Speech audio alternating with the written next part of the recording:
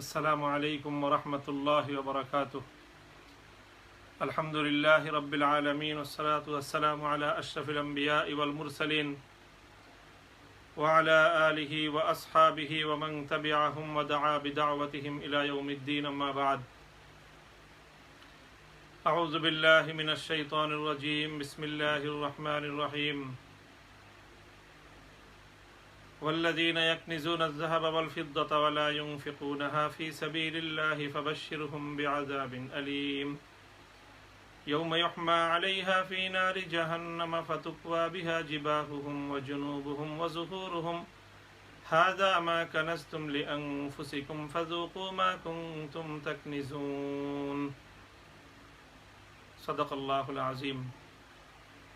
وقال رسول الله صلى الله عليه وسلم: بني الإسلام على خمس: شهادة أن لا إله إلا الله وإقام الصلاة وإيتاء الزكاة والحج وصوم رمضان. صدق الله العظيم وصدق رسوله النبي الكريم. প্রিয় দর্শক, এই মুহূর্তে যারা আমাদেরকে দেখছেন এবং শুনছেন, দেশ এবং প্রবাসের সকল দর্শক শ্রোতা মণ্ডলীকে আমরা পবিত্র রমাদানুল মুবারকের শুভেচ্ছা, খায়ের এবং কল্যাণের দোয়া এবং সকলের সর্বাঙ্গীন সফলতা কামনা করে আশা করি সকলে ভালো আছেন, সেই প্রত্যাশা নিয়ে শুরু করছি আজকে আমাদের এই নির্ধারিত লাইভ প্রোগ্রাম।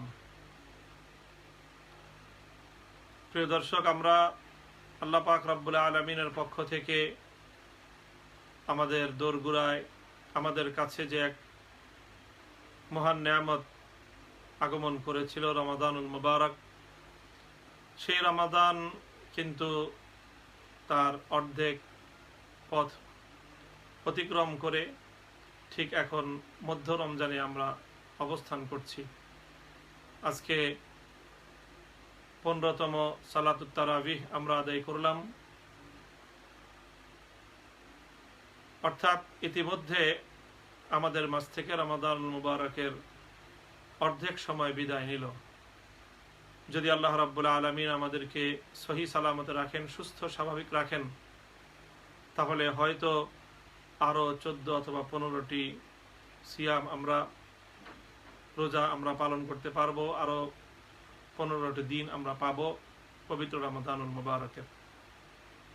অবশ্য মধ্যপ্রাচ্য সহ পশ্চিমা বিশ্বে অনেকেই আমাদের একদিন আগেই তাদের রমাদান শুরু হয়েছে, সেই হিসেবে তারা আজকে 16তম রজনী রমাদানুল মুবারকের তারা উদযাপন করছেন।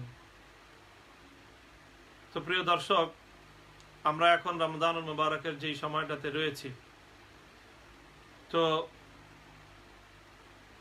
আগামী সপ্তাহে আগামী শুক্রবার দিন যখন আমরা রমাদানের 4র্থ প্রোগ্রামে আমরা এই জায়গায় সমন্বিত হব, সংযুক্ত হব, ততদিনে রমাদানুল মুবারকের যে শেষ দশক, রমাদানের উশরে আখির, সেটি ইনশাআল্লাহ শুরু হয়ে যাবে। রমাদানুল মুবারকের যে শেষ দশক, এটি হলো অত্যন্ত গুরুত্বপূর্ণ। রমাদানুল মুবারকের মধ্যেও সবচেয়ে বেশি গুরুত্বপূর্ণ সময় হলো শেষ দশকের সময়।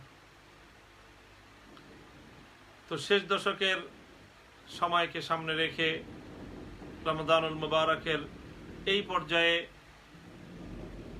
দর্শক শ্রোতাদের সঙ্গে কিছু বিষয়, এই সময়ের সঙ্গে সংশ্লিষ্ট কিছু বিষয় আলোচনা করবার জন্য আজকে আমাদের এই প্রোগ্রাম। প্রিয় দর্শক, আজকে আমরা দুটি বিষয়ে আলোচনা করার ইচ্ছা রাখছি, যদি আল্লাহ রাব্বুল আলামিন তৌফিক দান করেন। প্রথম বিষয় হলো যে আজকে আমরা যাকাতের বিষয় নিয়ে কিছু আলোচনা করব। যদিও যাকাতের বিধানের সাথে স্বাভাবিকভাবে শরঈভাবে রমাদানুল মুবারকের বিশেষ কোনো সম্পর্ক নেই, বরং যাকাতের বিধান এটি সম্পূর্ণ পূর্ণাঙ্গ একটি বিধান আল্লাহ পাক রব্বুল আলামিনের পক্ষ থেকে মুমিন বান্দাদের উপর আরোপিত আল্লাহ পাকের একটি পূর্ণাঙ্গ বিধান, গুরুত্বপূর্ণ একটি বিধান। তো সেই যাকাত এটি একজন মানুষের উপর আরোপিত হয়। ইসলামের পঞ্চ স্তম্ভের অন্যতম একটি হলো যাকাত। যাকাতের সাথে রোজা এবং রমজানের বিশেষ আলাদা কোনো সম্পর্ক নেই, কিন্তু এরপরেও এই যাকাতের প্রসঙ্গটি আলোচনায় আনা আজকে একটি প্রাসঙ্গিক বিষয়, এ কারণে যে সাধারণত শুধু আমাদের দেশ নয় বরং সারা পৃথিবীতেই ধর্মপ্রাণ মুসলমানেরা তারা রমাদানুল মুবারককে কেন্দ্র করে যাকাত আদায়ে তৎপর হয়ে থাকেন।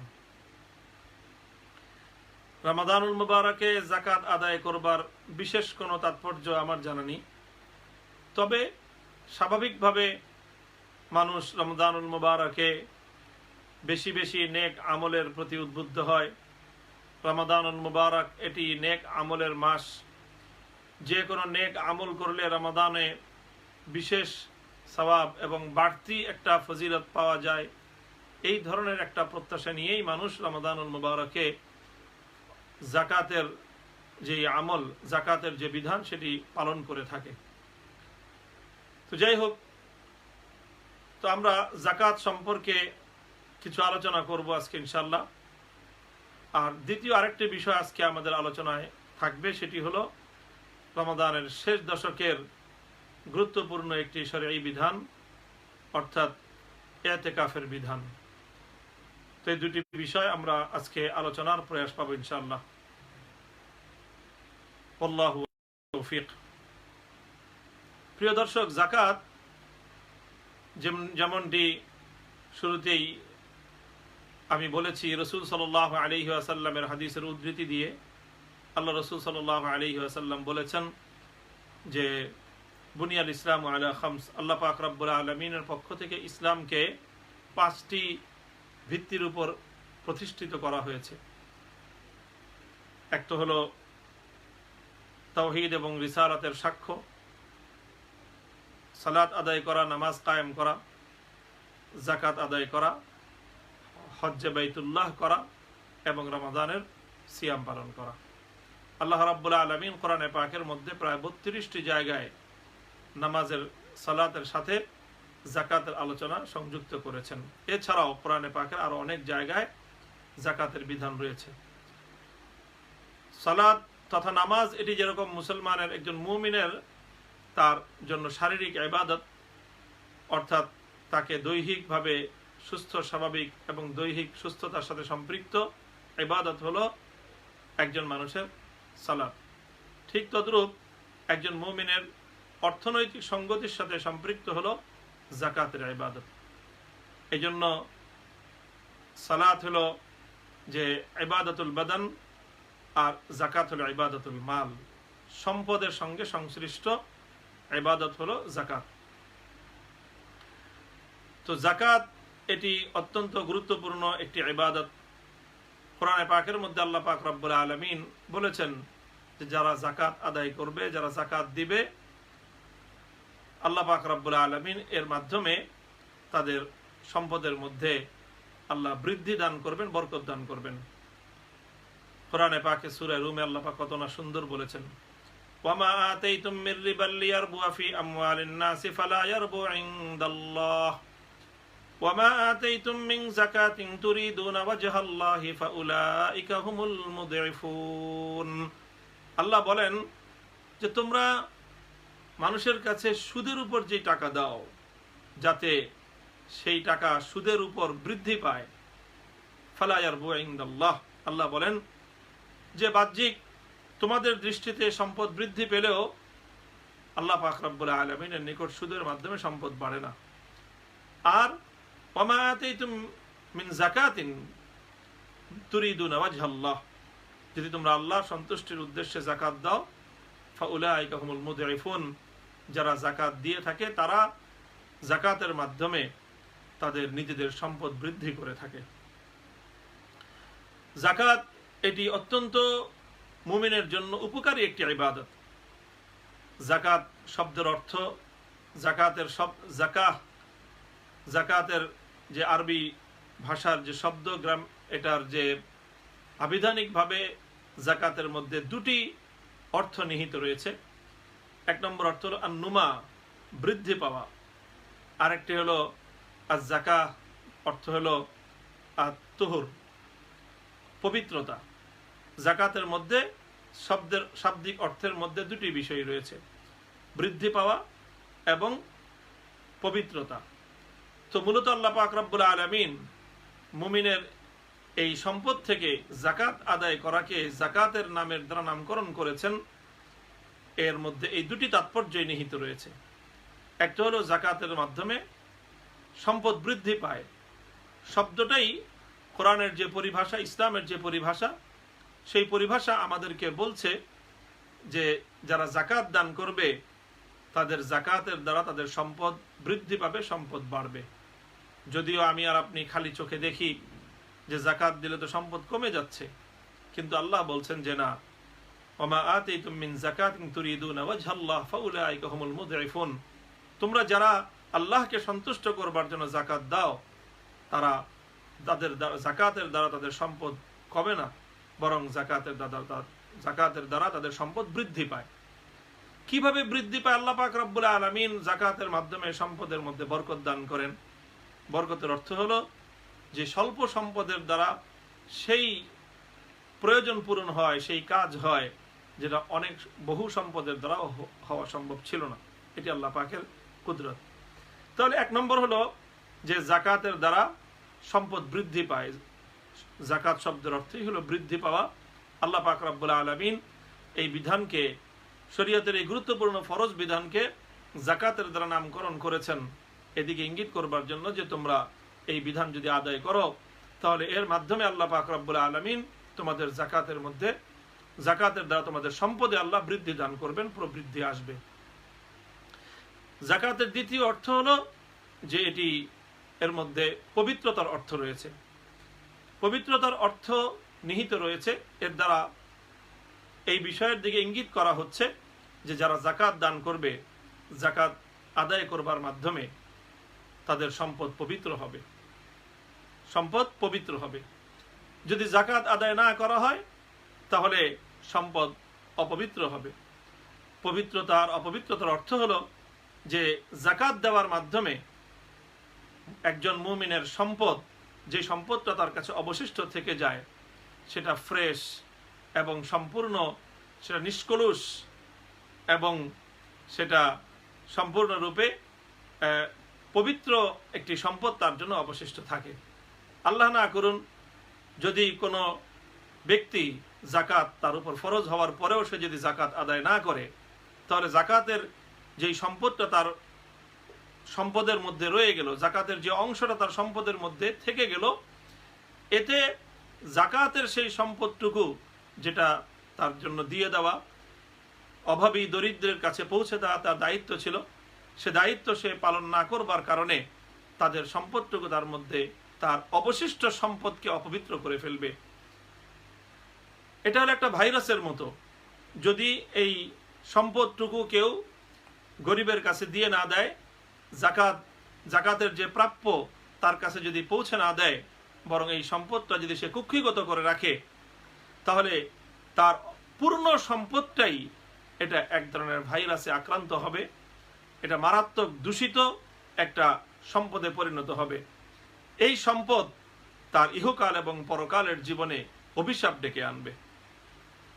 রাসূল আকরাম সাল্লাল্লাহু আলাইহি ওয়াসাল্লাম ইরশাদ করেছেন সহিহ সনদের মাধ্যমে বর্ণিত হাদিস, যে যারা তাদের সম্পদের মধ্যে জাকাত আদায় করে না, মুসির আলাহু মালুহু সুজাআন আকরা আলাহু জাবিবাতান, তার সম্পদটাকে কিয়ামতের দিন তার জন্য একটা ভয়ঙ্কর বিষাক্ত অজগর সাপের আকৃতি আল্লাহ পাক রব্বুল আলামিন দান করবেন। সেই অজগর সাপটা তার গলার মধ্যে ঝুলিয়ে দেওয়া হবে এবং সেই সাপটা তার মুখমণ্ডলের মধ্যে, তার গালের মধ্যে কামড় দিতে থাকবে, দংশন করতে থাকবে, আর বলতে থাকবে আনা মালুকা আনা কানজুকা, হে ব্যক্তি আমি তোমার সেই সম্পদ, আমি তোমার সেই ধনভাণ্ডার যেটা তুমি দুনিয়াতে কুক্ষিগত করে রেখেছিলে।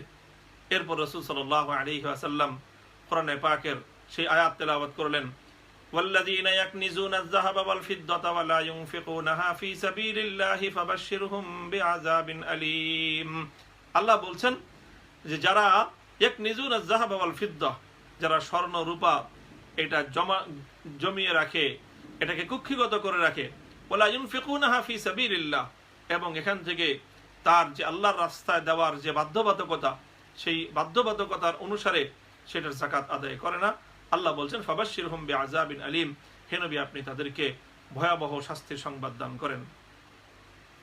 ইয়াউমা ইউহমা আলাইহা ফী নারি জাহান্নাম ফাতুকওয়া বিহা জিবাহুহুম ওয়া জুনুবুহুম ওয়া যুহুরুহুম হাযা মা কানাজতুম লিআনফুসিকুম ফাযুকু মা কুনতুম তাকনিজুন। আল্লাহ বলছেন যে সেই দিন, এটা সেই দিন ঘটবে, অর্থাৎ কিয়ামতের দিন, পরকালের দিন। ইউহমা আলাইহা ফী নারি জাহান্নাম, ব্যক্তির কুক্ষিগত সম্পদগুলোকে জাহান্নামের আগুনে উত্তপ্ত করা হবে। ফাতুকওয়া বিহা, অতঃপর তার ওই সম্পদ জাহান্নামের আগুনে পুড়িয়ে সেটাকে সিলগালা বানিয়ে তারপর তার দ্বারা, তার সম্পদের দ্বারা সেই বানানো সিলগালার মাধ্যমে সেই ব্যক্তির বিভিন্ন জায়গায় মোহর মারা হবে। ফাতুকওয়া বিহা জিবাহুহুম, আল্লাহ পাক রব্বুল আলামিন বলছেন তাদের কপালের মধ্যে, ফাতুকওয়া বিহা জিবাহুহুম ফাতুকওয়া ইয়াউমা ইউহমা আলাইহা ফী নারি জাহান্নাম ফাতুকওয়া বিহা জিবাহুহুম ওয়া জুনুবুহুম ওয়া যুহুরুহুম। তিন জায়গার কথা কোরআনে পাকের মধ্যে উল্লেখ করা হয়েছে। এক নম্বর হলো কপালের মধ্যে আল্লাহ রাব্বুল আলামিন সেটা দিয়ে জাহান্নামের আগুনে উত্তপ্ত করে কপালে মোহর মেরে দিবেন, তারপরে পার্শ্ব দেশে মোহর মারবেন, তারপরে পৃষ্ঠ দেশে মোহর মারবেন পিঠের উপর। কোরআনে পাকের এই আয়াতের ব্যাখ্যায় মুফাসসিরিনে কেরামগণ এটি তাৎপর্য লিখেছেন, নুকতা লিখেছেন যে তিন জায়গার কথা আল্লাহ রাব্বুল আলামিন উল্লেখ করলেন, কপাল, পার্শ্বদেশ আর হলো পৃষ্ঠদেশ। পিঠের মধ্যে যেই সম্পদের আল্লাহর পথে তার অধিকার আদায় করে, সম্পদের হক আদায় করে যাকাত প্রদান না করা হয়, আল্লাহ বলছেন যে সেই সম্পদ জাহান্নামের আগুনে প্রজ্বলিত করে সেটাকে উত্তপ্ত করে তারপর কপাল, পৃষ্ঠদেশ এবং কপাল, পার্শ্বদেশ এবং পৃষ্ঠদেশে সেটার দ্বারা মোহর মারা হবে। তো এই তিন জায়গার কথা কেন উল্লেখ করা হলো?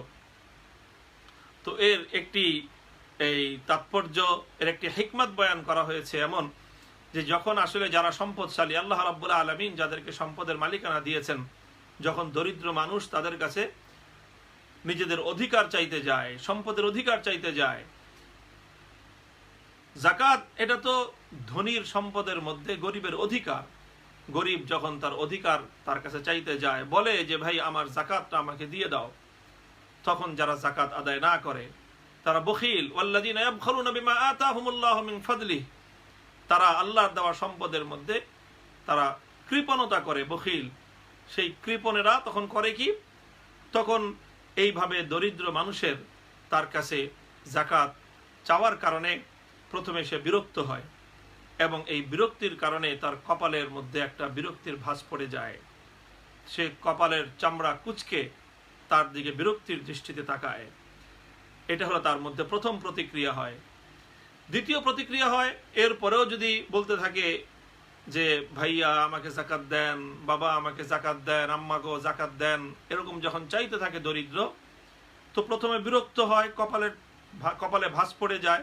এরপরে যদি চাইতে থাকে তখন সেদিক থেকে ঘুরে যায়, ঘুরে গিয়ে সে তার দিকে পৃষ্ঠদেশ দিয়ে সে অন্যদিকে ঘুরে বসে থাকে বা অন্যদিকে ঘুরে দাঁড়িয়ে থাকে।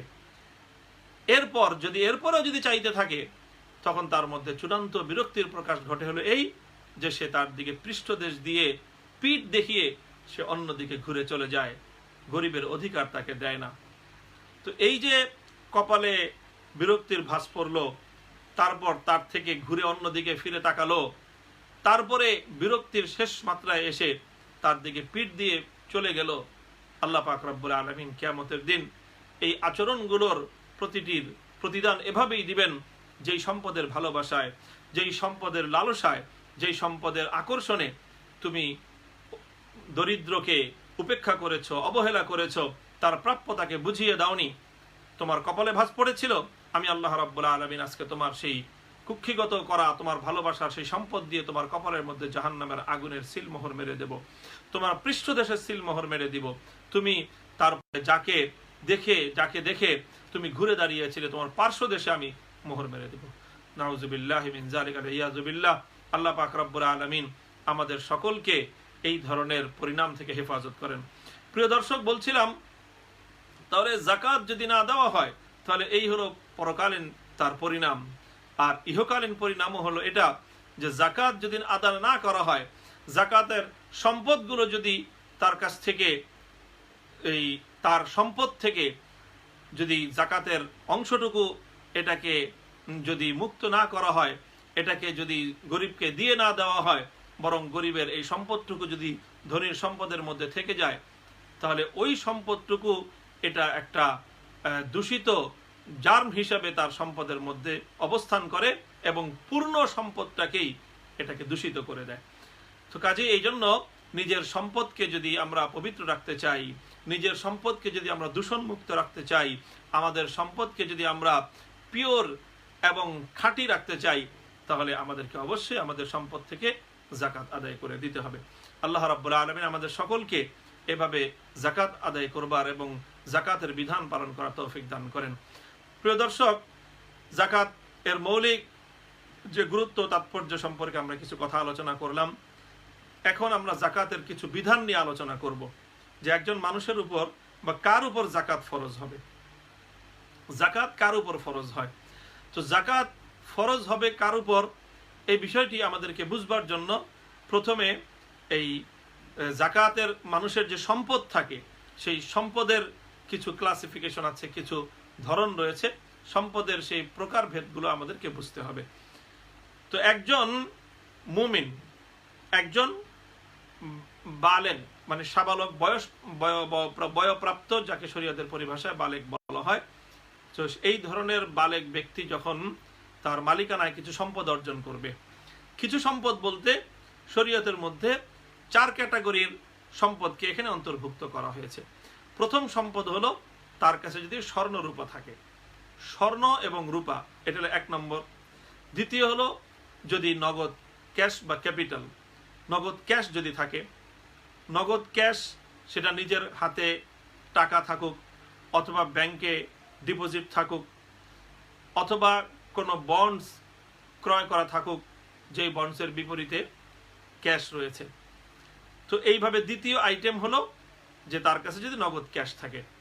3 নম্বর হলো ব্যবসার রানিং ক্যাপিটাল বা ব্যবসার পণ্য, যেই ধরনের ব্যবসা করে তার ব্যবসার যেই পণ্যগুলো আছে, যেমন যদি কেউ কাপড়ের ব্যবসা করে তাহলে তার গোডাউনে অথবা তার দোকানে যেই পরিমাণ কাপড় রয়েছে সেটা গণ্য হবে। কেউ যদি পুস্তক ব্যবসায়ী হয় তাহলে তার দোকানে গোডাউনে সব যাবতীয় মিলিয়ে তার যে পুস্তক রয়েছে, যে আইটেমের ব্যবসা করে, এমনকি কেউ যদি কনফেকশনারি আইটেমের ব্যবসা কারো থেকে থাকে, কারো মুদি আইটেমের ব্যবসা থেকে থাকে, কারো খাদ্যদ্রব্যের আইটেমের ব্যবসা থেকে থাকে, তাহলে তার দোকান গোডাউন সবকিছু মিলিয়ে তার যে ব্যবসার যে পণ্যটা তার কাছে রয়েছে, যেটা সে মানুষের কাছে বিক্রি করবার উদ্দেশ্যে সংগ্রহ করেছে, এটা গণ্য হবে। এমনকি কেউ যদি, যারা নাকি ডেভেলপার, ফ্ল্যাট বানায়, ফ্ল্যাট তৈরি করে অথবা ফ্ল্যাট কিনে মানুষের কাছে বিক্রি করবার জন্য, সেটাও ব্যবসার রানিং ক্যাপিটাল বা পণ্য হিসাবে গণ্য হবে।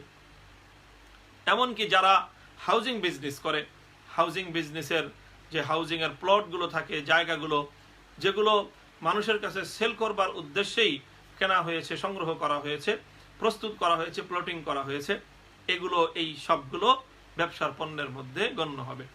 তাহলে এই সচরাচর এই 3টি আইটেম, আবারও বলছি, 1 নম্বর হলো স্বর্ণরূপা, 2 নম্বর হলো নগদ ক্যাশ, 3 নম্বর হলো ব্যবসার পণ্য। ব্যবসার পণ্য বলতে সরাসরি যেই পণ্যগুলো বিক্রয় করবার জন্য, একটা হয় ব্যবসায়ী, একজন ব্যবসায়ী শোরুম বানিয়েছে, তার শোরুমের মধ্যে অনেক ডেকোরেশনের খরচ আছে, তো তার ডেকোরেশনের যেই খরচ, এটা কিন্তু ব্যবসার পণ্য নয়, এটা তো হলো এটা সে তৈরি করেছে আসবাবপত্র। কিন্তু সেই শোরুমের সেই তৈরি করা বিশাল যে তার এই ডেকোরেশন, সেই ডেকোরেশনের বিভিন্ন আসবাবপত্রের মধ্যে যে পণ্যগুলো সরাসরি বিক্রয় করবার জন্য যেগুলো সংগ্রহ করা হয়ে থাকে, সেগুলো হলো ব্যবসার পণ্য হিসেবে গণ্য হবে। তাহলে এই 3 আইটেম সচরাচর: স্বর্ণরূপা, নগদ টাকা এবং ব্যবসার পণ্য। চতুর্থ আরেকটি আইটেম রয়েছে, সেটি হলো গবাদি পশু। তবে গবাদি পশু এটির উপর জাকাত আসবার জন্য শর্ত আছে। গবাদি পশু বলতে মানুষের গৃহপালিত যে সকল পশু রয়েছে, যেমন উট, তারপরে এই গরু, মহিষ, আর হলো যে ভেড়া, বকরি, দুম্বা, ছাগল, এগুলো। এই 3 ধরনের গবাদি পশু মানুষ প্রতিপালন করে থাকে। তো এই গবাদি পশু যদি এইটি জঙ্গলে, মাঠে, ময়দানে বিচরণ করে তার খাদ্য আহরণ করে থাকে, ওগুলোকে ঘরের মধ্যে লালন পালন করতে হয় না, তার খাবার নিজেকে খাওয়াতে হয় না, বরং এগুলো সায়মা যদি হয়, অর্থাৎ এগুলো মাঠে বিচরণ করেই তার খাবার সে গ্রহণ করে থাকে, তাহলে এই ধরনের গবাদি পশু যদি কারো কাছে থেকে থাকে, তাহলে উট যদি 5টি হয় তাহলে নেশাব, আর যদি গরু যদি 30টি হয়, গরু বা মহিষ, তাহলে এটি একটা জাকাতের একটা আইটেম। আর বকরি যদি কমপক্ষে 40টা হয়, এরপরে ঊর্ধ্বে হলে আরো ভিন্ন হিসাব রয়েছে। তাহলে গবাদি পশু, তবে যে কোনো গবাদি পশুর উপর জাকাতের হিসাব হবে না। গবাদি পশু হওয়ার জন্য গবাদি পশুতে জাকাত তখনই আসবে যখন এই পশুগুলো এই সরাসরি মাঠে, ময়দানে অথবা বন জঙ্গলে বিচরণ করে তাদের নিজেদের খাদ্য এবং খাবার আহরণ করে থাকে। আর যদি ওগুলোকে খাদ্য খাওয়াতে হয়, নিজে পয়সা দিয়ে কিনে খাবার খাওয়াতে হয়, ঘরে লালন পালন করতে হয় গোয়াল ঘরে রেখে, তাহলে সেই গবাদি পশু সেগুলো জাকাতের অন্তর্ভুক্ত হবে না। তো কাজেই স্বাভাবিকভাবে এখন বর্তমানে আমাদের সমাজে এরকম গবাদি পশুর কোনো প্রচলন নেই। কাজেই গবাদি পশুর জাকাতের হিসাব আমাদের সমাজে এটা এখন আর কার্যকর, এখন এটা এর প্রচলন না থাকার কারণে এটি নিয়ে খুব আমাদের আলোচনারও আমরা অবকাশ পাবো না। তো আমরা বাকি সাধারণে যেই 3 ধরনের সম্পদ রয়েছে, অর্থাৎ অনেকের কাছে স্বর্ণরূপা থাকে, স্বর্ণরূপা যে কোনো আকৃতিতেই থাকুক, চাই সেই স্বর্ণরূপা কোনো বানানো অলংকারের রূপে থাকুক, সেই স্বর্ণরূপা পুরুষের হোক অথবা নারীর হোক, সাধারণত মহিলাদেরই থাকে, এবং সেটা অলংকার আকারে থাকুক, ব্যবহৃত অলংকার হোক, অথবা কোনো ব্যাংকের ভোল্টে রাখা স্বর্ণ অলংকার হোক, অথবা স্বর্ণের বিভিন্ন পিস, টুকরা, একেবারে নিরেট স্বর্ণ, গোল্ড, যেটা কোনো অলংকার তৈরি করা হয়নি, যে কোনো আকৃতিতেই স্বর্ণ থাকুক, সেই স্বর্ণ, এবং যে কোনো আকৃতিতেই রূপা থাকুক, রূপার অলংকার থাকুক, অথবা রূপার কোনো টুকরা, রূপার কোনো খণ্ড কারো কাছে সংরক্ষিত থাকুক, এই স্বর্ণরূপা এটা জাকাতের মধ্যে আসবে। তো এটা জাকাতের হিসাবের মধ্যে করতে হবে। তো এই 3 ধরনের পণ্য, এই 3 ধরনের পণ্য, স্বর্ণরূপা, নগদ ক্যাশ, ব্যবসার পণ্য, এই 3 ধরনের জিনিসের মধ্যে যদি কেউ নেশাবের মালিক হয়, এই পরিভাষা হলো এটি নেশাব। নেশাব অর্থ হলো, নেশাব 2টি নেশাব রয়েছে, শরিয়া নির্ধারিত 2টি নেশাব। 1 নম্বর নেশাব হলো স্বর্ণের নেশাব। স্বর্ণের নেশাব হলো 7.5 ভরি, 7.5 তোলা স্বর্ণ, যেটা 7.5 ভরি স্বর্ণ, এটা হলো স্বর্ণের নেশাব। আর হলো রূপা যদি হয় 52.5 তোলা, অর্থাৎ 52.5 ভরি রূপা, এটা হলো রূপার নেশাব।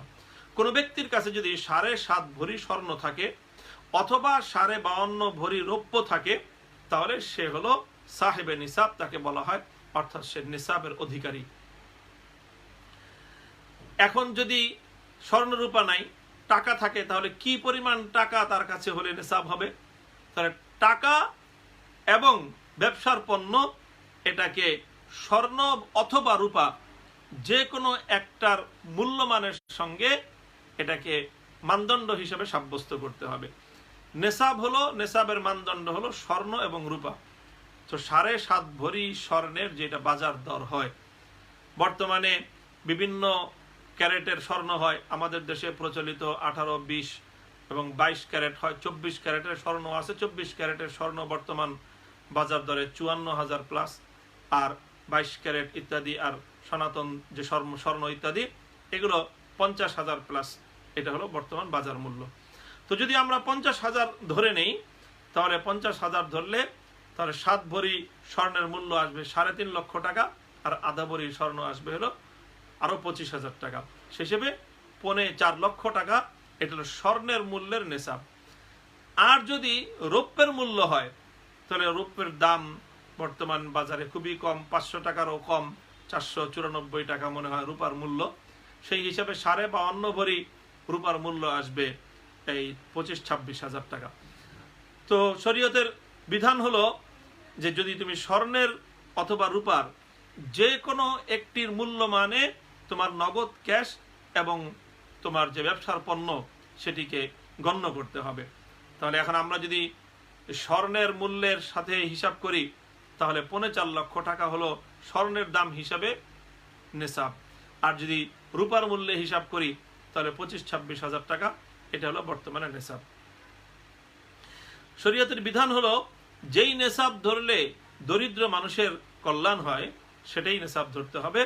সেই হিসাবে উলামায়ে কেরামের ফতোয়া সেটি হলো যে রূপার মূল্যে ধর্তব্য হবে। কাজেই কারো কাছে যদি নগদ ক্যাশ এবং ব্যবসার পণ্য বা 52.5 ভরি রূপার মূল্যের সমপরিমাণ হয়ে যায়, সেটা অল্প, খুব বড় কোনো অঙ্ক নয়, বড় বিশাল কোনো অ্যামাউন্ট নয়, 25-26,000 টাকা যদি থাকে, এই টাকাটা এটা তার একান্ত রানিং খরচের চেয়ে অতিরিক্ত, অর্থাৎ 2-1 দিনের যে বাজার সদাই যেগুলো তার নিত্য প্রয়োজনীয় প্রয়োজন, সেই প্রয়োজনের অতিরিক্ত এই সম্পদ যদি কারো কাছে থাকে, তাহলে সে হলো নেশাবের মালিক। এখন ভিন্ন যদি কারো কাছে স্বর্ণ আছে, কিন্তু স্বর্ণ 7.5 ভরি নেই, 4 ভরি আছে, 5 ভরি আছে, 6 ভরি আছে, অর্থাৎ নেশাবের চেয়ে কিছু কম আছে, সেক্ষেত্রে সেই ব্যক্তি স্বর্ণের হিসাবে তার উপর কি জাকাত আসবে কি আসবে না? তো স্বর্ণ যদি কারো কাছে থাকে, আদার্স অন্য কোনো সম্পদ যদি তার কাছে, যেই 3 আইটেম বর্ণনা করা হলো, এগুলোর অন্য কোনোটা যদি তার কাছে না থাকে, অর্থাৎ হতে পারে এটা সাধারণত কোনো মহিলা মানুষের ক্ষেত্রে যে শুধুমাত্র তার কাছে কিছু গোল্ড আছে, কিছু অলংকার আছে, অর্নামেন্ট আছে, আর কিছুই তার কাছে নেই, 5 ভরি 6 ভরি স্বর্ণ তার কাছে আছে, 3 ভরি 4 ভরি স্বর্ণ তার কাছে আছে। যদি এখন এই 3-4 ভরি স্বর্ণ থাকার পর তার কাছে যদি সামান্যতম রূপাও না থাকে, তার কাছে সামান্য কোনো নগদ ক্যাশের মালিকও যদি সে না হয়, এবং সে যদি কোনো ধরনের ব্যবসায়িক পণ্যের মালিকানাও যদি তার না থাকে, তাহলে সেক্ষেত্রে 3 ভরি 4 ভরি 5 ভরি 6 ভরি 7 ভরি স্বর্ণ থাকলেও তার উপর জাকাত আসবে না। শুধুমাত্র 7.5 ভরি স্বর্ণ পূর্ণ হলেই তার উপর জাকাত আসবে। কিন্তু কারো কাছে যদি এমন হয় যে 3 ভরি স্বর্ণ আছে, 1 ভরি রৌপ্য আছে, 3 ভরি স্বর্ণ আছে, 2,000 টাকা আছে, 4 ভরি স্বর্ণ আছে, আবার ব্যবসার কিছু পণ্য তার আছে, ছোট একটা দোকান আছে, সেই দোকানে কিছু পণ্য আছে, তাহলে তখন সব সম্পদ এটার মূল্যমান নির্ধারণ করতে হবে। তখন দেখা যাবে 2 ভরি স্বর্ণ যদি থাকে 1 লক্ষ টাকা, আর নগদ ক্যাশ 5,000 আছে, অথবা তার কাছে 1 ভরি রূপা আছে, তাহলে তার সে 1,05,000 টাকার মালিক। 5,000 টাকা থাকলে 1,05,000 টাকার সে মালিক। ব্যবসার পণ্য 2-4 হাজার টাকার থাকলেও তখন আর স্বর্ণের নেশাব হিসাব হবে না, তখন স্বর্ণের মূল্যমানটাকে স্বর্ণের মূল্য নির্ধারণ করে এটাকে রূপার হিসাবে 52.5 ভরি রূপার মূল্যের চেয়ে এটা বেশি হয়ে গেল, এই জন্য সে তখন সাহেবে নিসাব। প্রিয় দর্শক, এই হলো সাহেবে নিসাব।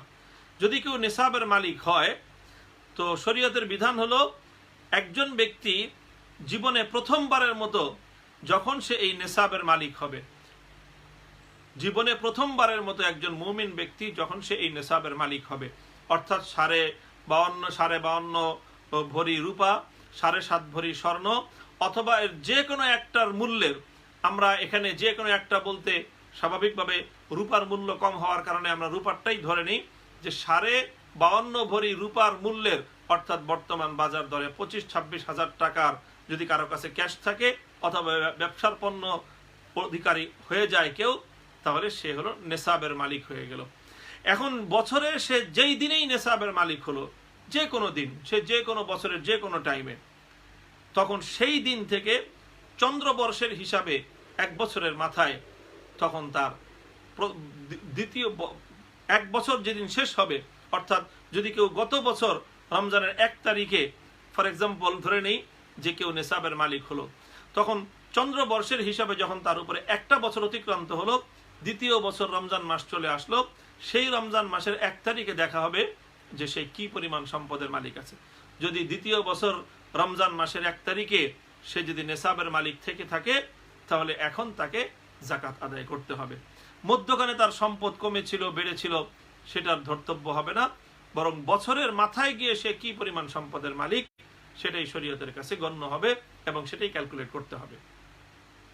প্রিয় দর্শক, সাধারণত আমরা এত খুঁটিনাটি হিসাব সাধারণত সংরক্ষণ করি না যে কে বছরের কোন দিন নেশাবের মালিক হলো। কাজেই স্বাভাবিকভাবে মুসলিম বিশ্বে প্রচলন যেটা রয়েছে সেটা হলো রমজান মাসে সাধারণত মুসলমান মুমিন ইমানদার বান্দারা, মুমিন নারী পুরুষরা, তারা সকলে জাকাতের হিসাব করে। এটা একটা হতে পারে আমরা পয়লা রমজান ধরে নেই যে রমজান মাসের 1ম তারিখ আমরা যেই পরিমাণ সম্পদের মালিক আমরা পয়লা রমজানে আমাদের সম্পদগুলো ক্যালকুলেশন করব। সম্পদের ক্যালকুলেশনের মধ্যে এই 3টা আইটেম আসবে। 1 নম্বর হলো স্বর্ণ রূপা কার কাছে কি পরিমাণ আছে। তো স্বর্ণ রূপা সেটা ক্যালকুলেশন করতে হবে। সেটা ক্যালকুলেশন করে স্বর্ণ রূপার বাজার দরটা এটাকে হিসাবে ক্যালকুলেট করতে হবে। বাজার দর বলতে স্বর্ণের মধ্যে বাজার দর, স্বর্ণের মধ্যে অলংকার তৈরি করা থাকে, অলংকারের একটা যে তার যে মজুরি থাকে সেটার ভিন্ন হিসাব, সেটা জাকাতের মধ্যে গণ্য হবে না। বরং নিরেট যেই স্বর্ণটা আছে এই স্বর্ণটা মার্কেটে বিক্রি করতে গেলে যেই রেট সে পাবে, যেটা দিয়ে সে কিনেছিল তার সেই হিসাব গণ্য করতে হবে না। বরং এই মুহূর্তে তার এই ব্যবহৃত অলংকার অথবা যেই স্বর্ণ তার কাছে আছে এটা যদি সে মার্কেটে বিক্রি করতে চায় তাহলে যেই ভ্যালু সে পাবে সেটা প্রথম ক্যালকুলেট করবে যে এটার একটা আইটেম তার স্বর্ণ এবং রূপার যে ভ্যালু, বিক্রয় ভ্যালু বর্তমান বাজার অনুযায়ী 1 নম্বর। দ্বিতীয় নম্বর, নগদ তার কাছে যে ক্যাশটা আছে সেই ক্যাশটা সেখানে সে ক্যালকুলেট করবে। 3 নম্বর হলো তার যে ব্যবসা যদি থেকে থাকে তাহলে ব্যবসার যে পণ্যগুলো আছে, ব্যবসার যে কোনো পণ্য হতে পারে। এমনকি যদি গবাদি পশুর কেউ ব্যবসা করে, যারা কসাই আছে তারা দেখা যায় যে পালকে পাল আপনার গরু মহিষ অথবা ছাগল ভেড়া এগুলো কিনে আনে, এগুলো এনে গুদামে রেখে অথবা নিজে রেখে তারপরে আস্তে আস্তে এগুলোকে বিক্রি করে থাকে মানুষের কাছে। তো তার এই পশু কিন্তু আবার এটা জাকাতের পণ্যের মধ্যে গণ্য হবে। এগুলোর মূল্যটা এটা ভ্যালুটা নির্ধারণ করে এটাকেও ক্যালকুলেট করতে হবে। তাহলে স্বর্ণরূপার মূল্য, নগদ ক্যাশ এবং তার যে ব্যবসার পণ্য যে কোনো আইটেম থাকুক সেই ব্যবসায়িক পণ্যের যে মূল্য ভ্যালু সেটাও এখানে ক্যালকুলেট করবে। এই 3টা জিনিস ক্যালকুলেট করবার পর এবার আরো 2টো জিনিস সেইটার সঙ্গে এটাকে সে আরো 2টা জিনিসের সে হিসাব করবে। একটা হলো যে তার কোনো ঋণ আছে কিনা, অর্থাৎ সে কারো কাছে ঋণগ্রস্ত কিনা, যে কেউ তার কাছে কোনো টাকা পয়সা দাইন পায়। তাহলে যদি ঋণ থেকে থাকে তাহলে সেই ঋণের যে অ্যামাউন্ট সেটা মাইনাস করবে, এটা মাইনাস হবে। আর যদি সে কারো কাছে পাওনা থাকে, কারো কাছে দাইন ঋণ তার পাওনা রয়েছে, তাহলে সেটাকে প্লাস করতে হবে, সেটা যোগ করতে হবে। এভাবে নিজের স্বর্ণরূপা, তারপরে নিজের নগদ ক্যাশ ব্যাংক ব্যালেন্স, তারপরে নিজের ব্যবসায়িক পণ্য, এই 3টা হিসাব করার পর নিজের পাওনাটাকে প্লাস যোগ করতে হবে আর নিজের ঋণটাকে মাইনাস তথা বিয়োগ করতে হবে। করার পরে এখন যেই সম্পদটা তার টোটাল যেই সম্পদ তার দাঁড়াবে, যদি এই সম্পদটা বর্তমান বাজার দরে 52.5 ভরি রূপার চেয়ে বেশি হয় এবং সেটা খুবই মামুলি সম্পদ, সেটা এই 25-26 হাজার টাকার বেশি যদি হয়ে যায় তাহলেই ওই ব্যক্তিকে জাকাত আদায় করতে হবে। জাকাত অর্থ হলো 40 ভাগের 1 ভাগ, 2.5%, শতকরা 2.5%, 40 ভাগের 1 ভাগ, 40,000-এ 1,000, 1 লাখে 2,500, এই হিসাবে এটা তার জাকাত বের করতে হবে, জাকাত দান করতে হবে। এই সম্পদটা ওয়াফি আমওয়ালিহিম হাক্কুল লিসসাইলি ওয়াল মাহরুম, প্রত্যেক ব্যক্তি যে সাহেবে নিসাব, যে নিসাবের মালিক, তার সম্পদের মধ্যে 2.5%-এর মালিক আসলে সে নয়, বরং 2.5%-এর সে শুধুমাত্র সংরক্ষক। সে 97.5% সম্পদের সে ভোক্তা, সে ভোগ করার অধিকারী। আর বাকি 2.5% সম্পদ যদিও এটা তার কাছে রয়েছে, তার অধিকারে রয়েছে, তার আয়ত্তে রয়েছে, কিন্তু এই সম্পদের মালিকানা দরিদ্রের। প্রত্যেক ব্যক্তির দায়িত্ব হলো এই পাওনা টাকা দরিদ্রের কাছে পৌঁছে দেওয়া। এটাকে আমরা যাকাত, এটা কোনো অনুদান নয়। যাকাত এটা দরিদ্রের প্রতি কোনো ইহসান নয়। যাকাত এটা দরিদ্রের কোনো উপকার করা নয়, বরং যাকাত হলো যে দরিদ্রের সম্পদ আমার কাছে 1 বছর ছিল, 1 বছর পরে সেই সম্পদ দরিদ্রের কাছে পৌঁছে দেয়া, তার প্রাপ্য তাকে পৌঁছে দেয়া, তার পাওনা টাকা তাকে পৌঁছে দেয়া। কাজেই যারা আমরা যাকাত দেই, আমাদের যাকাত দেওয়ার ক্ষেত্রে আমাদের এইভাবে এটাকে খুব ভালো করে হিসাব করতে হবে যে আমরা যে যাকাত দিচ্ছি, যাকাত দেওয়াটা মানে হলো কারো উপরে আমরা অনুগ্রহ করছি না। যাকাত এটা কোনো অনুগ্রহ নয়, বরং যাকাত এটা দরিদ্রের অধিকার তার কাছে পৌঁছে দেয়া। আমি যদি কারো কাছ থেকে ঋণ নিয়ে থাকি 1 বছরের জন্য, কেউ আমাকে অনুগ্রহ করে, কেউ আমাকে আমার উপকার করে আমাকে কিছু টাকার লোন দিল, ঋণ দিল, আমি যখন টাকাটা তার কাছে ফেরত দেব, তখন তো আমি তার পাওনা টাকা তাকে ফেরত দিচ্ছি। দেওয়ার সময় আমার অন্তরের মধ্যে একটা কৃতজ্ঞতা বোধ থাকতে হবে যে ভাই আমি আপনার এই টাকাটা নিয়ে উপকৃত হয়েছিলাম, এই নিন আপনার দিয়ে দিলাম।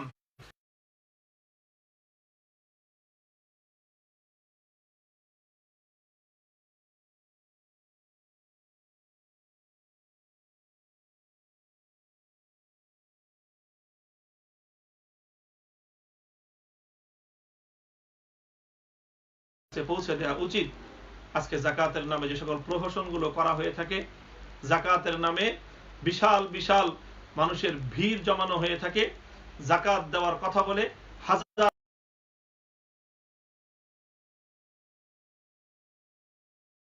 তারপর তাদের মধ্যে যাকাতের শাড়ি আর যাকাতের লুঙ্গি বিতরণ করা হয়। তারপরে সেই ভিড়ের চাপে পড়ে সেখানে দরিদ্র মানুষের প্রাণ যায়। প্রায় বছরই আমাদের দেশে এই ধরনের দুঃখজনক ঘটনা সংঘটিত হয়। যাকাতের শাড়ি কিনতে গিয়ে, যাকাতের শাড়ি আনতে গিয়ে পদপিষ্ট হয়ে 2 জন 4 জন 5 জন 10 জন দরিদ্র মানুষের প্রাণ যায়। কি জবাব দিবে সম্পদশালীরা আল্লাহ রাব্বুল আলামিনের কাছে? যাকাত নিয়ে আমরা যারা এই প্রহসন করি, যাকাত এটা দরিদ্রকে ডেকে এনে লাইন ধরে দাঁড় করিয়ে দেওয়ার জিনিস নয়, বরং যাকাত এটা হলো দরিদ্রের দুয়ারে দুয়ারে গিয়ে ধনীদের পৌঁছে দেওয়ার, এটা হলো তাদের দায়িত্ব। কারণ এটা তার প্রাপ্য, এটা তার অধিকার, তার অধিকার তাকে আমি বিনয়ের সঙ্গে দিব। আমাদের সমাজে এক ধরনের এই কাপড় তৈরি করা হয়েছে, বিভিন্ন দোকানে সাইনবোর্ড লাগানো থাকে, এখানে যাকাতের শাড়ি পাওয়া যায়, এখানে যাকাতের লুঙ্গি পাওয়া যায়। যাকাতের শাড়ি আবার কি জিনিস, যাকাতের লুঙ্গি কি জিনিস? মোহতারাম হাজিরিন, রাসূল সাল্লাল্লাহু আলাইহি ওয়াসাল্লাম যাকাত দেওয়ার ক্ষেত্রে, যাকাত উসুল করার ক্ষেত্রে, যাকাতের ক্ষেত্রে বিষয় লক্ষ্য রাখতে বলেছেন যে তোমরা যাকাত কোন ধরনের জিনিস দিবে। যাকাতের মধ্যে মিডল ক্লাসের, মাঝারি মানের, সর্বোচ্চ মানেরও না আবার সর্বনিম্ন মানের জিনিসও না, মাঝারি মানের জিনিস যাকাতের মধ্যে দিতেই যাকাত হিসাবে এটাকে আল্লাহ রাসূল সাল্লাল্লাহু আলাইহি ওয়াসাল্লাম প্রেফার করেছেন। কাজেই সেভাবে আমরা যাকাত আদায় করার প্রতি মনোযোগী হব। যাকাত নিয়ে এই প্রহসন এটা যেন আমাদের মধ্যে না পাওয়া যায়। যাকাত আমরা দিব, মনে করব যে আমি কারো প্রতি অনুগ্রহ করছি না, বরং তার প্রাপ্য অধিকার তার হাতে আমি পৌঁছে দিচ্ছি। কাজে এখানে বিনয়ের সঙ্গে তার অধিকারটুকু তাকে পৌঁছে দেওয়ার এই ধরনের মানসিকতা নিয়েই আমাদেরকে যাকাত আদায় করতে হবে। যাকাত সংক্রান্ত সর্বশেষ যে আলোচনাটুকু করব সেটি হলো যাকাত আমরা এই যে এইভাবে যাকাত আমরা কাকে দিব, যাকাত দিব কাকে? যাকাত যাদেরকে দেওয়া যায় তাকে বলা হয় মাসরাফ, মাসারেফে যাকাত। কোরআনে পাকের মধ্যে আল্লাহ পাক রব্বুল আলামিন উল্লেখ করেছেন, অনেকগুলো খাত রয়েছে। ইন্নামাস সাদাকাতু লিল ফুকারা'i ওয়াল মাসাকিনি ওয়াল আমিলিনা আলাইহা ওয়াল মুআল্লাফাতি কুলুবুহুম ওয়া ফির রিকাবি ওয়াল গারিমিনা ওয়া ফি সাবিলিল্লাহ ওয়া ইবনিস সাবিলি ফারিদাতাম মিনাল্লাহ ওয়াল্লাহু আলিমুন হাকীম। যাকাত অনেককেই দেওয়া যায়। মোট কথা হলো আমাদের সমাজে বর্তমান যেই সমাজ ব্যবস্থা, বিশ্ব ব্যবস্থা, যাকাতের যে মূল রূপ ছিল সেটি তো হলো ইসলামী রাষ্ট্রের পক্ষ থেকে, খেলাফতের পক্ষ থেকে ইমামুল মুসলিমিন, ইমামে মুসলমানদের যিনি ইমাম হবেন সেই ইমামুল মুসলিমিনের পক্ষ থেকে, খলিফাতুল মুসলিমিনের পক্ষ থেকে যাকাতগুলো সংগ্রহ করা হবে, তারপর সেই যাকাত ডিস্ট্রিবিউশন করা হবে। এটা ছিল যাকাতের মূল রূপ। সেই তো আমরা উম্মতে মুসলিমা আজকে তো সেই খেলাফত থেকে সেই ইমামত থেকে তো বঞ্চিত রয়েছি। এখন আমরা ব্যক্তিগতভাবে যাকাত আদায় করে থাকি। তো এখন যাকাত দেওয়ার ক্ষেত্রে আমরা যেটা করব সেটা হলো দরিদ্র মানুষদেরকে যাকাত দিতে হবে। দরিদ্র বলতে কি এটা বুঝতে হবে যে যাকাত আমরা দিব, যাকাত কিন্তু যথাযথ ক্ষেত্রে যথাযথ পাত্রে যাকাত দিতে হবে। যাকাত যে খাওয়ার উপযুক্ত এমন দরিদ্রকেই যাকাত দিতে হবে। ধনী সম্পদশালীকে যাকাত দিলে যাকাত আদায় হবে না।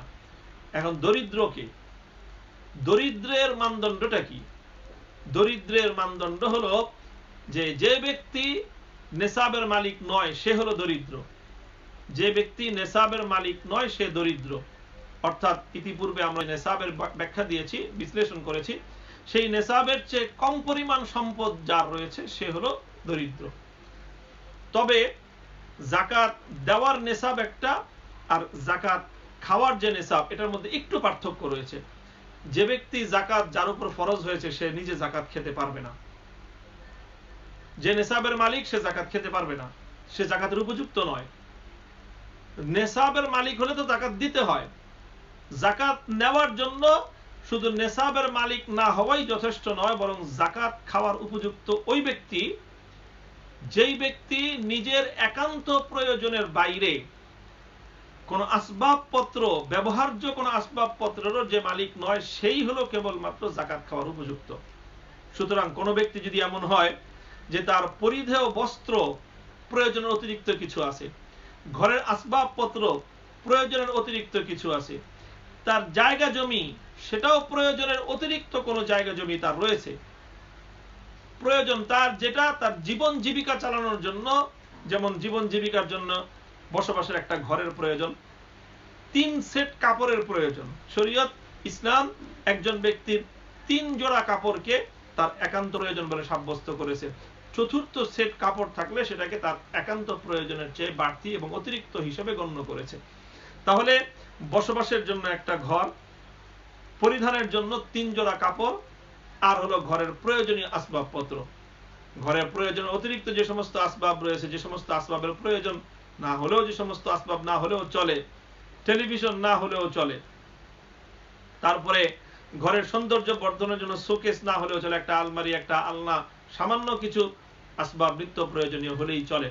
এমন যে সমস্ত আসবাবগুলো একান্ত প্রয়োজনের অতিরিক্ত রয়েছে সেই সমস্ত পণ্যগুলোর মূল্য গণনা করে যদি নেসাবের সমপরিমাণ না হয় তাহলে সেই ব্যক্তি কেবলমাত্র যাকাত খাওয়ার উপযুক্ত।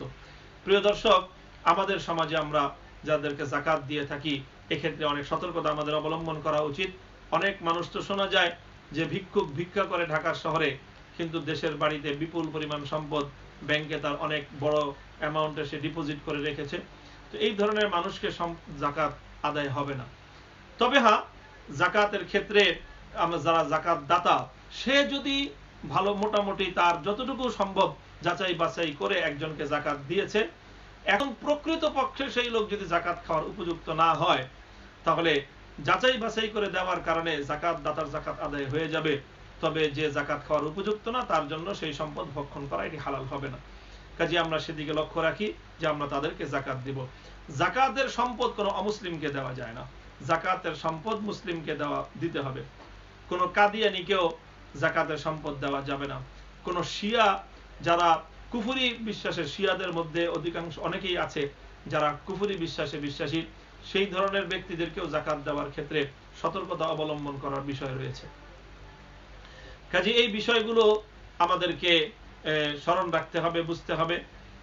এইভাবে আমাদের যাকাত দিতে হবে যে যারা সম্পদের মালিক নাই এই ধরনের ব্যক্তিকে যাকাত দিতে হবে। এরকম যে কোনো দরিদ্রকে যাকাত দেওয়া যায়, তবে দরিদ্রদের মধ্যে নিকটাত্মীয়দের মধ্যে যারা দরিদ্র আছে যাকাত খাওয়ার উপযুক্ত তারা অগ্রাধিকার পাবে, তাদেরকে সর্বাগ্রে যাকাত দেওয়া উচিত। নিকটাত্মীয়দের মধ্যে, নিকটাত্মীয় বলতে নিজেদের আত্মীয় স্বজনদেরকে যাকাত দেওয়া যায়। 3 ধরনের আত্মীয় ছাড়া নিজের যে কোনো আত্মীয়কে যাকাত দেওয়া যেতে পারে যদি সে যাকাতের মুস্তাহিক হয়ে থাকে, সে যদি মাসরাফ হয়ে থাকে। 3 ধরনের আত্মীয়কে যাকাত দেওয়া যাবে না। লক্ষ্য করি, 3 ধরনের আত্মীয়কে যাকাত দেওয়া যাবে না। এক ধরনের আত্মীয় হলো যারা নিজেদের মূল পুরুষ, মূল বলতে নিজের বাবা মা, তারপরে বাবার দিক থেকে দাদা দাদি, মায়ের দিক থেকে নানা নানি, অর্থাৎ নিজের ঊর্ধ্বতন পুরুষ এবং ঊর্ধ্বতন মাতা, এরকম তাদেরকে জাকাত দেয়া যাবে না। নিজের বাপ দাদা, দাদার বাবা, নিজের বাবা দাদি, দাদির বাবা, এরকম নিজের নানা, নিজের নানার বাবা যদি থাকে, নিজের পূর্বে যারা পূর্বপুরুষ এবং পূর্ব মাতা যারা রয়েছেন তাদেরকে জাকাত দেয়া যায় না। এক। দ্বিতীয়, নিজের অধস্তন পুরুষ এবং অধস্তন নারী যারা রয়েছে, নিজের মেয়ে, নিজের ছেলে, নিজের ছেলের ঘরের নাতি নাতকুর, নিজের মেয়ের ঘরের নাতি নাতকুর এবং যতটা অধস্তন নারী পুরুষ হোক তাদেরকেও জাকাত দেয়া যাবে না। এটা হলো দ্বিতীয় প্রকার। 3 নম্বর, স্বামী স্ত্রী পরস্পর একে অপরকে জাকাত দিতে পারবে না।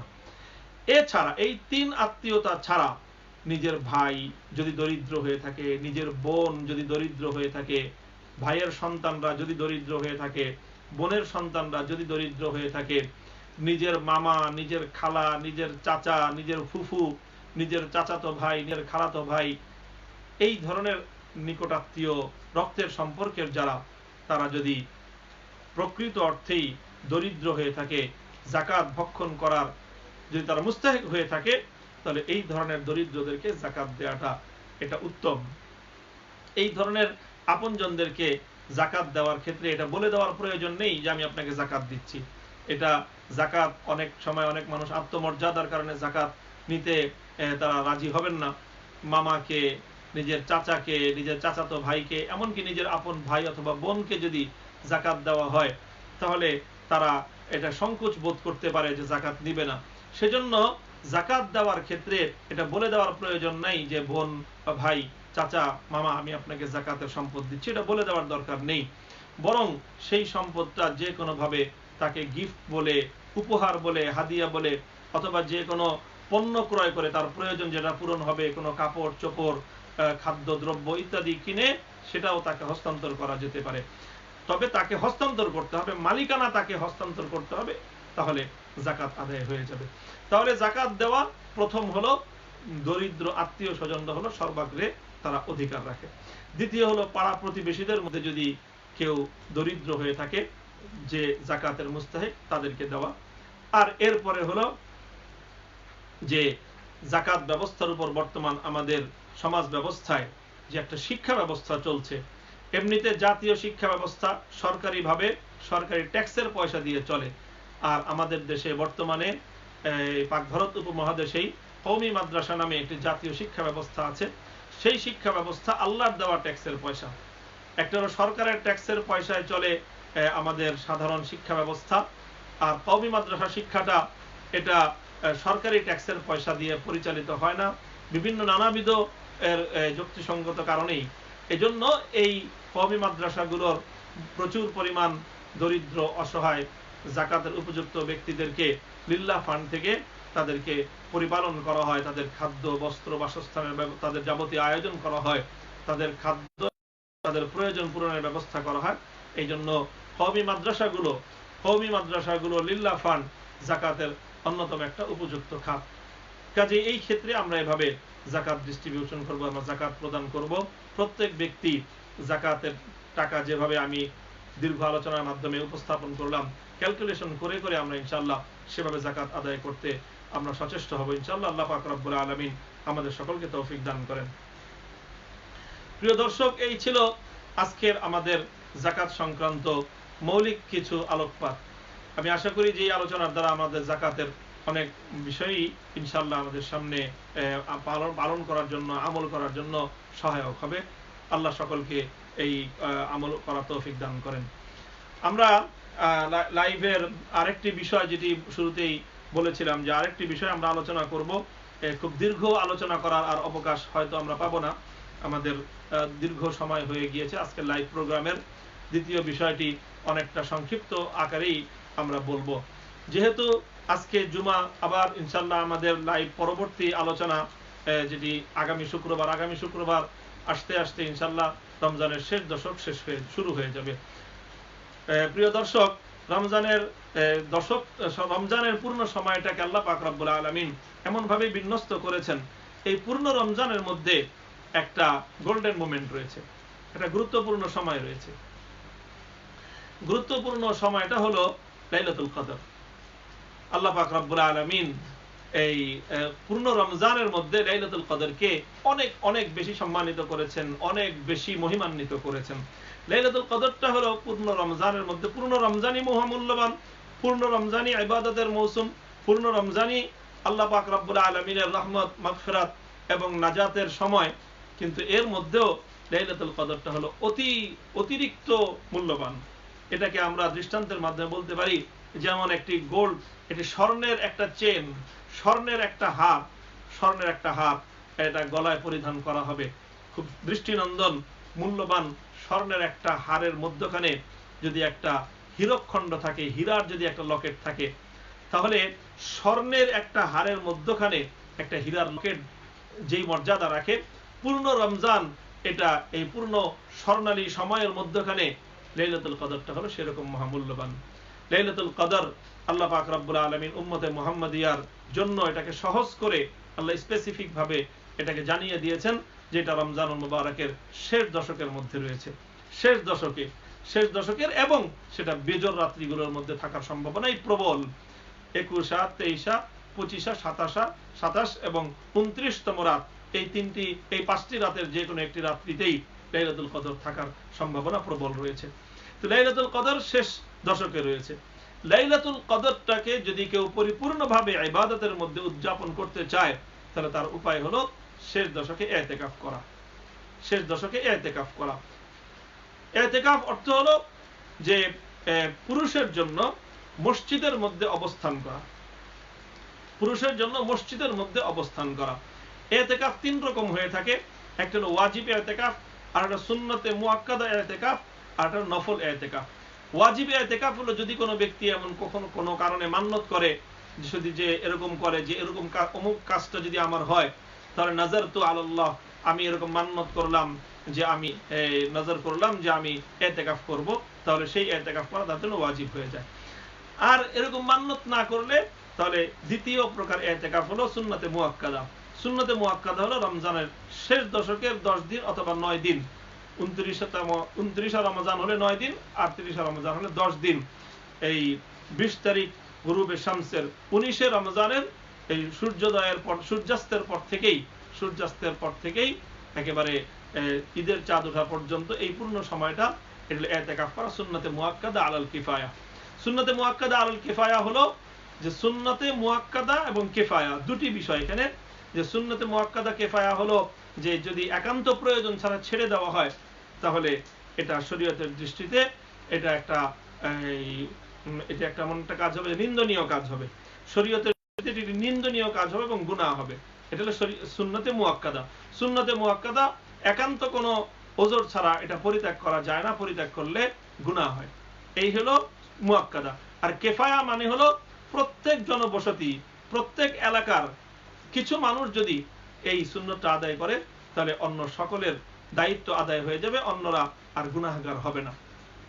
প্রত্যেক মসজিদে অন্তত একজন যদি হয়, এটা চাই, প্রত্যেক মসজিদে অন্তত একজন হওয়া চাই। অন্তত প্রত্যেক মসজিদে যদি না পাওয়া যায়, তাহলে জনপদে প্রত্যেক মহল্লায় অন্তত যদি একজনও যদি সুন্নতে মুআক্কাদা ইতিকাফ আদায় করে, তাহলে ইতিকাফ এটা পালন হয়ে যাবে।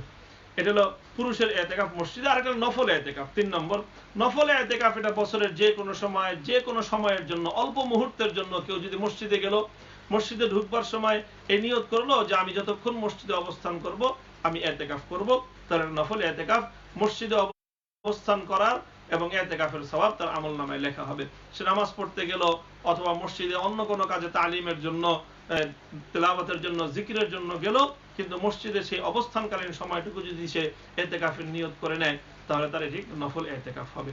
প্রিয় দর্শক, এই ইতিকাফ 3 প্রকার। তো আমাদের সম্মুখে যে ইতিকাফ এখন আমরা আলোচনার মধ্যে নিয়ে আসতে চাই, সেটি হলো সুন্নতে মুআক্কাদা ইতিকাফ। রাসূল সাল্লাল্লাহু আলাইহি ওয়াসাল্লাম ইতিকাফ করেছেন। মদিনায় হিজরত করার পরে আল্লাহর নবী প্রতি বছরই ইতিকাফ করেছেন। আল্লাহর নবীর প্রথম ইতিকাফ যেটা ছিল মূলত লাইলাতুল কদরের সন্ধানে। আল্লাহর নবী রমজানের 10 দিন করে ইতিকাফ করেছেন। 10 দিন ইতিকাফ করেছেন। আল্লাহর নবী জানতে পেরেছেন যে লাইলাতুল কদর যায়নি, সামনে রয়েছে।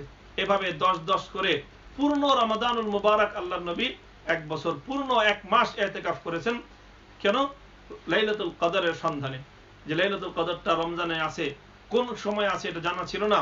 এই জন্য সেই লাইলাতুল কদরের সন্ধানে আল্লাহর নবী পূর্ণ রমাদানুল মুবারক আল্লাহর নবী ইতিকাফ করেছেন। যখন জানা হয়ে গেছে যে লাইলাতুল কদরটা শেষ দশকে আছে, এরপর থেকে আল্লাহ রাসূল সাল্লাল্লাহু আলাইহি ওয়াসাল্লাম প্রতি বছর আল্লাহর নবী রমজানের শেষ দশকেই ইতিকাফ করতেন। তবে যে বছর ইন্তেকাল করেছেন সেই বছরের বিবরণ পাওয়া যায় যে 20 দিন ইতিকাফ করেছেন আল্লাহর নবী কোরআনে পাকের বেশি তেলাওয়াতের জন্য। 2 দশক ইতিকাফ করেছেন। তবে 2 দশক এবং পূর্ণ রমজান ইতিকাফ করা জায়েজ হলেও এটা সওয়াবের আমল হলেও মূল সুন্নতে মুআক্কাদা হলো রমজানের শেষ দশকে ইতিকাফ করা। এই ইতিকাফ মসজিদে করতে হবে পুরুষের জন্য। মহিলাদের জন্য মসজিদে ইতিকাফ করা নিষেধ। মহিলারা যদি ইতিকাফ করতে চায়, এটি ফজিলত রয়েছে, তারাও সুন্নতে মুআক্কাদা ইতিকাফ করতে পারবে। তবে মহিলাদের ইতিকাফ হবে তাদের ঘরে। মহিলাদের ইতিকাফ ঘরে, যে কোনো জায়গায় নয়। এটি ইসলামের একটি বিধান। সুন্নাহর একটি আমল হলো যে প্রত্যেক ঘরের মধ্যে নামাজের জন্য নির্ধারিত জায়গা থাকা চাই, নামাজের ঘর থাকা চাই। এটি করতে পারলে খুব ভালো হয়। যদি প্রত্যেক বাড়িতে নামাজের একটা নির্দিষ্ট জায়গা থাকে, আমরা দেখা যায় যে কোনো জায়গায় নামাজ আদায় করে থাকি। আল্লাহ রাসূল সাল্লাল্লাহু আলাইহি ওয়াসাল্লাম সাহাবায়ে কেরামকে উদ্বুদ্ধ করতেন যে তোমরা তোমাদের ঘরের মধ্যে একটা জায়গাকে নামাজের জন্য নির্ধারণ করো। তো যেই জায়গাটা থাকবে নামাজের জন্য, যেই ঘরটা থাকবে নামাজের জন্য, মা বোনেরা তাদের সেই ঘরের মধ্যে ইতিকাফের নিয়ত করে 10 দিন যদি ইতিকাফের নিয়ত করেন, তাহলে তিনি সুন্নতে মুআক্কাদার ইতিকাফের সওয়াব পাবেন। তবে মহিলাদের এই ইতিকাফের দ্বারা পুরুষের সুন্নতে মুআক্কাদা আদায় হবে না। মহিলাদেরটা মহিলারা সওয়াব পাবেন। পুরুষরা যদি কেউ পূর্ণ মহল্লায় একজনও যদি ইতিকাফ না করে, তাহলে পূর্ণ মহল্লার সকল মানুষ এখানে সুন্নত তরক করার গুনাহগার হবে। তো এই হলো ইতিকাফের বিধান। এই ইতিকাফ যদি কেউ পালন করে, তাহলে ইতিকাফের দ্বারা সে যতক্ষণ সময় ইতিকাফ করছে পূর্ণ সময়টাই তার আমলনামার মধ্যে সওয়াব লেখা হতে থাকে এবং তার নেক আমল জারি থাকে। এই জন্য লাইলাতুল কদর, যেটি নাকি খায়রুম মিন আলফি শাহর, 1000 মাসের চেয়ে অনেক উত্তম, 1000 মাসের চেয়ে অনেক দামি। তো একজন ব্যক্তি যদি ইতিকাফ করে, তাহলে নির্ঘাত সে 1000 মাসের ইবাদতের চেয়েও বেশি ইবাদতের সওয়াব নিয়ে সে বাড়িতে ফিরতে পারবে নিশ্চিতভাবে। এতে সন্দেহের কোনো অবকাশ নেই। কারণ ইতিকাফ মানেই হলো সে একটি সুন্নতের উপর আমল করছে। ঘুমিয়ে থাকলেও সুন্নতের উপর আমল করছে। সে যাই করুক, খাবার খেলেও সে সুন্নতের উপর আমলরত অবস্থায় তার আমল নামার মধ্যে ইতিকাফের সওয়াব লিপিবদ্ধ হতে থাকবে।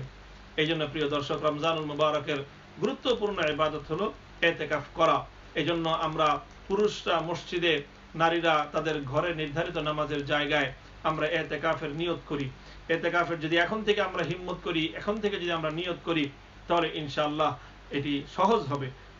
এটি একটি অত্যন্ত বরকতময় একটি ইবাদত।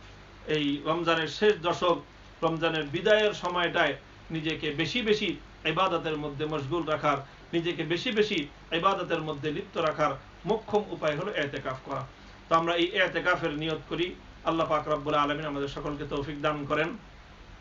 ইতিকাফ যদি কেউ করে, তাহলে শেখুল হাদিস আল্লামা আজিজুল হক নব্বরাল্লাহু মারকাদাহু, তিনি এই ইতিকাফের প্রতি উদ্বুদ্ধ এবং তাদের অনুপ্রাণিত করবার জন্য বলেছেন। শেখুল হাদিস রাহমাতুল্লাহ আলাইহি সারা জীবন তিনি ইতিকাফ করতেন। একেবারে বয়সের শেষ দিকে এসে যখন তিনি মাহজুর হয়ে গেছেন, তখন আর ইতিকাফ করতে পারেননি। এর আগ পর্যন্ত সারা জীবন তিনি ইতিকাফ করতেন। তো তিনি একবার ইতিকাফের বর্ণনায় বলতেছিলেন যে আল্লাহ পাক রব্বুল আলামিন রমাদানুল মুবারকে জাহান্নাম থেকে মুক্তিপ্রাপ্তদের তালিকা প্রস্তুত করেন। ওয়ালিল্লাহি ওয়াতাকাউ মিনান নার, আল্লাহর পক্ষ থেকে জাহান্নামের মুক্তিপ্রাপ্তদের তালিকা প্রস্তুত হয়।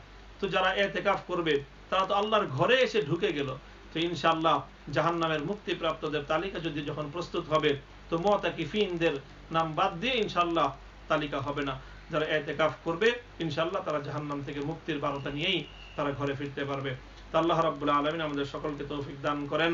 প্রিয় দর্শক, আমরা আমাদের আজকের প্রোগ্রামের টানবো এখনই। শুরু থেকে যাকাতের দীর্ঘ বিষয় নিয়ে আমরা আলোচনা করলাম। ইতিকাফের বিষয় নিয়েও সংক্ষিপ্ত কিছু আলোকপাত করা হলো। আল্লাহ পাক রব্বুল আলামিন আমাদের সকলকে এই কথাগুলোর উপর আমল করার তৌফিক দান করেন। কথার মধ্যে যদি কোনো ভুল ত্রুটি হয়ে থাকলে তাহলে ফামিন্নী ওয়া মিনাশ শাইতান, তাহলে এটি আমার ভুল। আর সহি কথা যদি হয়ে থাকে ফামিনাল্লাহ, এটা আল্লাহ পাক রব্বুল আলামিনের পক্ষ থেকে আল্লাহর রহমত এবং আল্লাহর দয়া। তাহলে সেভাবে আমরা সকলেই আমল করার চেষ্টা করব। আল্লাহ রাব্বুল আলামিন আমাদের সকলকে আমল করার তৌফিক দান করুন।